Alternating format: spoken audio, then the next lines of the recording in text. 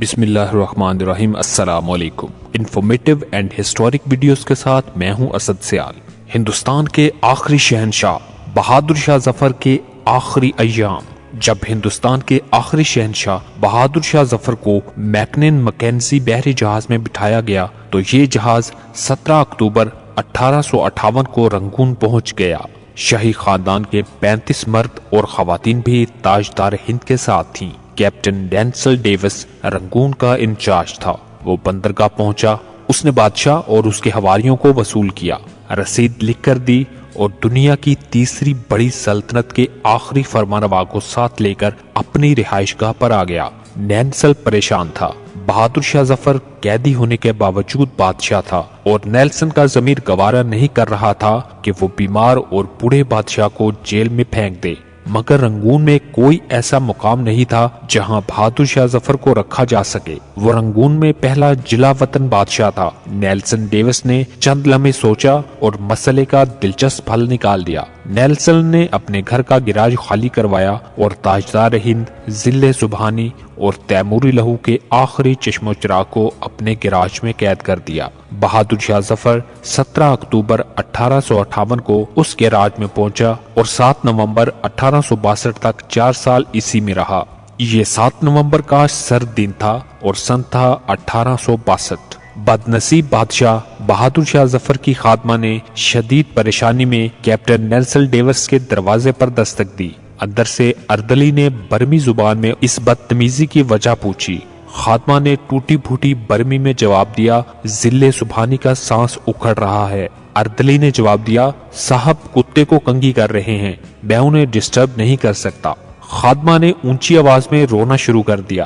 اردلی اسے چپ کرانے لگا مگر آواز نیلسن تک جا پہنچی۔ وہ غصے میں باہر نکلا۔ خادمہ نے نیلسن کو دیکھا تو وہ اس کے پاؤں میں گر گئی۔ وہ مرتے ہوئے بادشاہ کے لیے گراج کی کھڑکی کھلوانا چاہتی تھی۔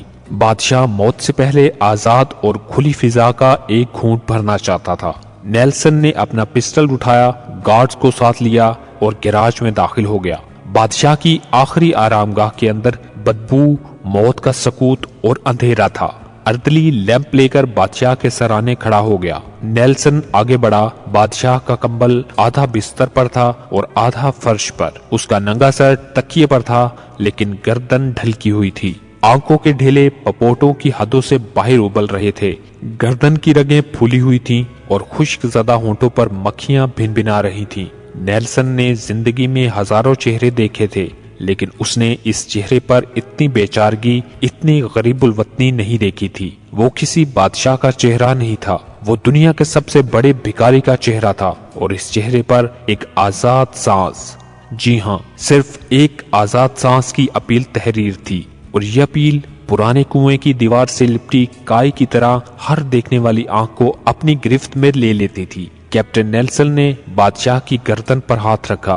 زندگی کے قافلوں کو رگوں کے جنگل سے گزرے مدت ہو چکی تھی۔ ہندوستان کا آخری بادشاہ زندگی کی حد عبور کر چکا تھا۔ نیلسن نے لواحقین کو بلانے کا حکم دیا۔ لواحقین تھے ہی کتنے، ایک شہزادہ جواں بخت اور دوسرا اس کا استاد حافظ محمد ابراہیم دہلوی۔ وہ دونوں آئے، انہوں نے بادشاہ کو غسل دیا، کفن پہنایا اور جیسے تیسے بادشاہ کی نماز جنازہ پڑھی۔ قبر کا مرحلہ آیا تو پورے رنگون شہر میں آخری تاجدار ہند کے لیے 2 گز زمین دستیاب نہیں تھی۔ نیلسن نے سرکاری رہائش گاہ کے احاطے میں قبر کھدوائی اور بادشاہ کو خیرات میں ملی ہوئی مٹی میں دفن کر دیا۔ قبر پر پانی کا چھڑکاؤ ہو رہا تھا، گلاب کی پتیاں بکھیری جا رہی تھیں تو استاد حافظ ابراہیم دہلوی کے خزاں رسیدہ ذہن میں 30 ستمبر 1837 کے وہ مناظر دوڑنے بھاگنے لگے جب دہلی کے لال قلعے میں 62 سال کے بہادر شاہ ظفر کو تاج پہنایا گیا۔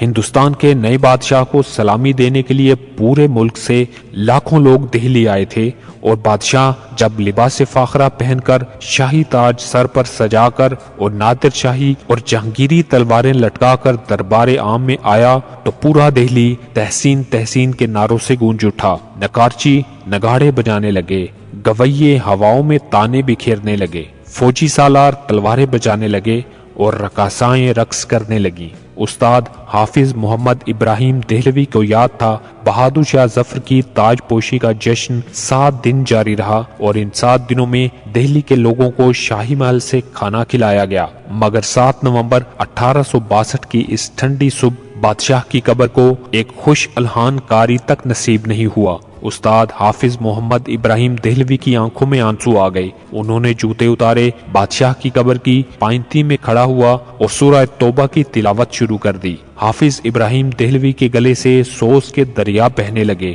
یہ قرآن مجید کی تلاوت کا اعجاز تھا یا پھر استاد ابراہیم دہلوی کے گلے کا سوز؟ کیپٹن نیلسن ڈیوس کی آنکھوں میں آنسو آ گئے، اس نے ہاتھ اٹھایا اور اس غریب الوطن قبر کو سیلوٹ پیش کر دیا، اور اس آخری سیلوٹ کے ساتھ ہی مغل سلطنت کا سورج ہمیشہ ہمیشہ کے لیے غروب ہو گیا۔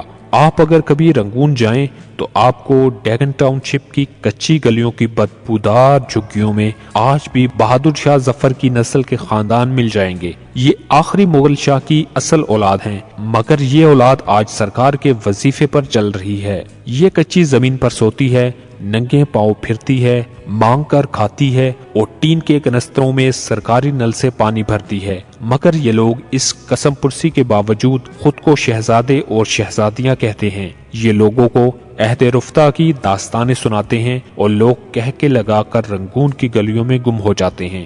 یہ لوگ، یہ شہزادے اور شہزادیاں کون ہیں؟ یہ ہندوستان کے آخری بادشاہ کی سیاسی غلطیاں ہیں۔ بادشاہ نے اپنے گرد نااہل، خوشامدی اور کرپٹ لوگوں کا لشکر جمع کر لیا تھا۔ یہ لوگ بادشاہ کی آنکھیں بھی تھے، ان کے کان بھی اور اس کا ضمیر بھی۔ بادشاہ کے 2 بیٹوں نے سلطنت آپس میں تقسیم کر لی تھی۔ ایک شہزادہ داخلی امور کا مالک تھا اور دوسرا خارجی امور کا مختار۔ دونوں کے درمیان لڑائی بھی چلتی رہتی تھی اور بادشاہ ان دونوں کی ہر غلطی، ہر کوتاہی معاف کر دیتا تھا۔ عوام کی حالت انتہائی بری تھی، مہنگائی آسمانوں کو چھو رہی تھی، خوراک منڈیوں سے کٹائی کے موسموں میں غائب ہو جاتی تھی، سوداگر منہ مانگی قیمت پر لوگوں کو گندم، گڑ اور ترکاری بیچتے تھے، ٹیکسوں میں روز اضافہ ہوتا تھا۔ شہزادوں نے دہلی شہر میں کبوتروں کے دانے تک پر ٹیکس لگا دیا تھا، طوائفوں کی کمائی کا ایک حصہ شہزادوں کی جیب میں جاتا تھا۔ شاہی خاندان کے لوگ قتل بھی کر دیتے تھے تو کوئی ان سے پوچھ نہیں سکتا تھا۔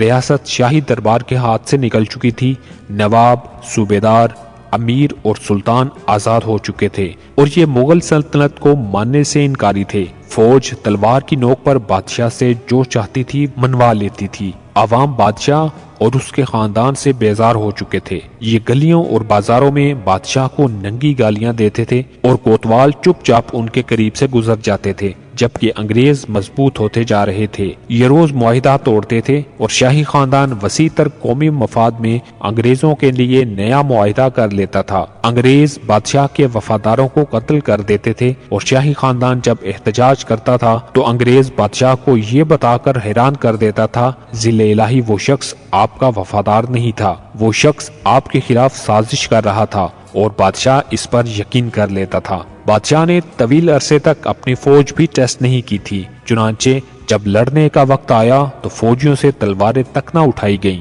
ان حالات میں جب آزادی کی جنگ شروع ہوئی اور بادشاہ گرتا پڑتا شاہی ہاتھی پر چڑھا تو عوام نے لا تعلق رہنے کا اعلان کر دیا۔ لوگ کہتے تھے ہمارے لیے بہادر شاہ ظفر یا الیگزینڈرا وکٹوریا دونوں برابر ہیں۔ مجاہدین جذبے سے لبریز تھے لیکن ان کے پاس قیادت نہیں تھی۔ بادشاہ ڈبل مائنڈڈ تھا، یہ انگریز سے لڑنا بھی چاہتا تھا اور اپنی مدت شاہی بھی پوری کرنا چاہتا تھا۔ چنانچہ اس جنگ کا وہی نتیجہ نکلا جو ڈبل مائنڈڈ ہو کر لڑی جانے والی جنگوں کا نکلتا ہے۔ شاہی خاندان کو دہلی میں ذبح کر دیا گیا جبکہ بادشاہ جلا وطن ہو گیا۔ بادشاہ کیپٹن نینسل ڈیوس کی گراج میں قید رہا، گھر کے احاطہ میں دفن ہوا اور اس کی اولاد آج تک اپنی عظمت رفتہ کا ٹوکرا سر پر اٹھا کر رنگون کی گلیوں میں پھر رہی ہے۔ یہ لوگ شہر میں نکلتے ہیں تو ان کے چہروں پر صاف لکھا ہوتا ہے، جو بادشاہ اپنی سلطنت، اپنے مینڈیٹ کی حفاظت نہیں کرتے وہ عوام کا اعتماد کھو بیٹھتے ہیں۔